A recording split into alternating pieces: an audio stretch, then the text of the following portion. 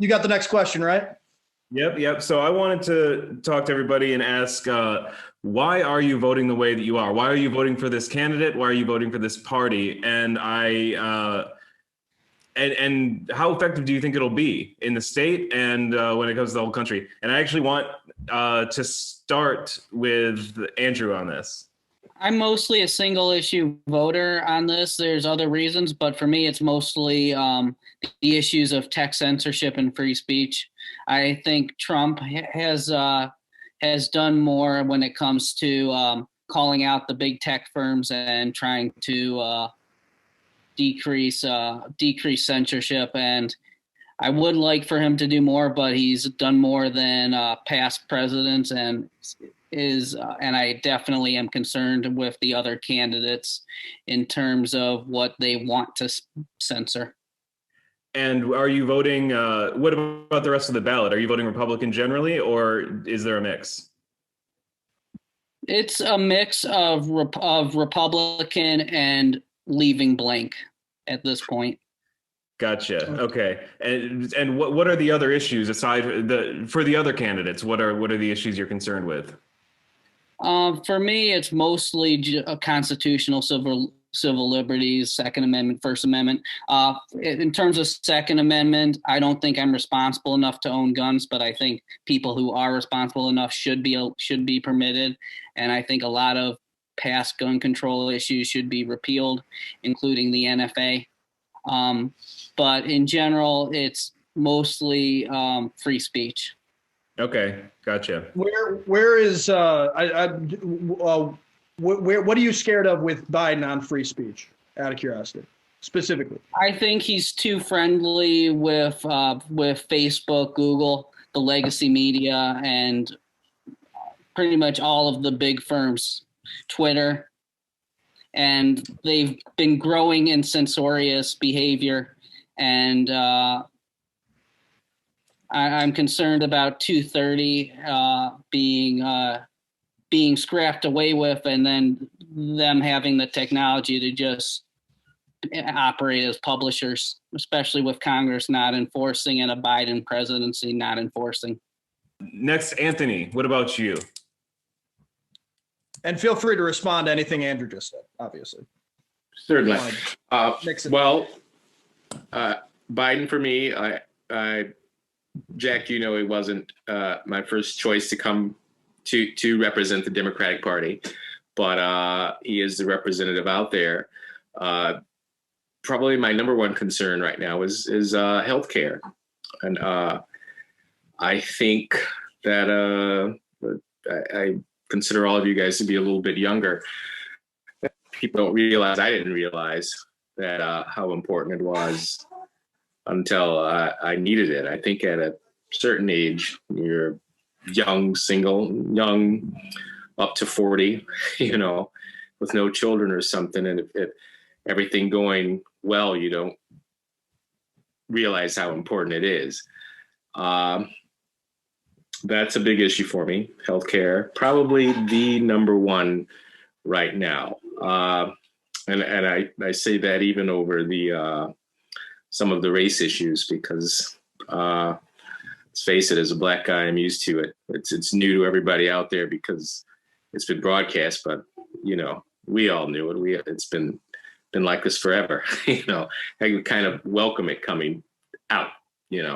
But that doesn't mean we believe anything's going to change on that front. Healthcare was changing, however flawed people think Obamacare was. It was a start. He himself said he could fix it. So for me, healthcare, number one issue, and the reason that I'm voting for Biden. Mm-hmm. Yeah, I think my, we both, Anthony and I, both are bartenders, and I think for me, I think it's so uncertain right now in terms of getting healthcare that, that I can't even begin to think about how to do it. I should look into it soon, but because I know some people who have taken the time, but a couple of my family, have, just had a a catastrophe happened to them and then they had healthcare. So that's my plan right now. So like next time I have a catastrophe, I'll be in the hospital anyway, so I'll figure it out. But I imagine most other people, it's not the greatest plan. Unfortunately, that's how a lot of people do it. And, for the people who are worried about what it does to an economy, that is quite a drain to not have health insurance and to have to figure it out that way. It's just right. Not economically sound. Mm-hmm. And I had some things like that too when I was a young man like you, Jack. But breaking your ankle, skateboarding, just dumb Less stuff. young by the day, my friend. Yeah, well, I just wouldn't pay those bills, which is bad too. So yeah, it's kind of a no-win situation sometimes with the healthcare, the way that it's been in the country. So let's hope that whoever's in power next, whoever it may be, can do something for the average man and woman, everybody. Well, let's hear it, Mike, on why he's voting that way. But then maybe we can go respond to some of our get a few rebuts in. Yeah, I'd be interested. I'm interested, Mike. What? Not only why are you voting the way you are? I'm very curious about what you think about voting and running as a third-party candidate, and also what you think about healthcare plan for the Libertarian Party. All right. I just want to start out with saying, I'm the kind of guy I was going to vote for whoever the Libertarian candidate was going to be. If you want to take a look at my mindset, I think probably Barack Obama was the worst president that we've had in my lifetime, but I think Donald Trump's the worst human being to be president in my lifetime, and probably my parents' lifetime in that. I think he's an abhorrent person, but I think Obama may have even done more damage. I kind of look at Biden as one of the worst things Obama did was making him vice president. So I don't want him to be president. I think I'll be happier when Trump loses, more because of who he is as a person than anything else. But as far as running as a third-party candidate, being a third-party candidate, like I said a few minutes ago, in 2018, I ran for state senate, and I just made it a single issue campaign, and I just put out a bunch of signs that says car insurance is too damn high. The state mandated car insurance in the state of Michigan is the most expensive in the country. And before I did that, neither of the two candidates from the big teams were talking about that. And by the election day, they were both talking about it. So you knew no matter who was going to win, somebody was going to cover that, because they don't want this guy who's been trolling them on social media that just says car insurance is too damn high for the last 3 months to get too many of their votes that they need to win. And you saw that just last week. Donald Trump decided to reach out to Rand Paul, who's libertarian-ish, to say, hey, I just wanted to let you know President Trump told me he's scaling back the troop presence in Afghanistan, all you libertarians. He said it specifically to all you libertarians.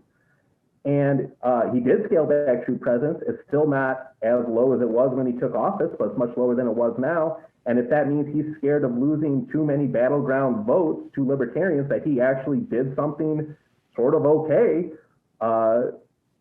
good. I want to keep affecting policy in that way. If it could be a person in the White House, or it could be a person in the White House who doesn't want to lose votes to somebody like me who's talking about real change. And when I went to school, I remember the professor telling me that America was unique for having two liberal parties, the Republicans and the Democrats. I think right now they're both losing that. I think it's going in the other direction. And they're both getting more liberal, is what you're saying, Mike. What's that? You're saying you think that they're both getting more liberal? No, they're becoming less. I think the left, the Democrats is abandoning liberalism at a much faster rate. I think if Trump wins, the Republicans will continue to do it too. But I think if Trump loses, you might only have one of the two major parties being somewhat liberal. And I think it's only going to be the Republicans. I think the Democrats are done with it. And by liberal, do you mean on the left, or do you mean like neoliberal? I mean, what's left of our American principles that came out of the Enlightenment. And as far as protecting free speech, that words aren't violence and Enlightenment views, I see the Democrats, they're done with it. They're done with Enlightenment principles. Yeah.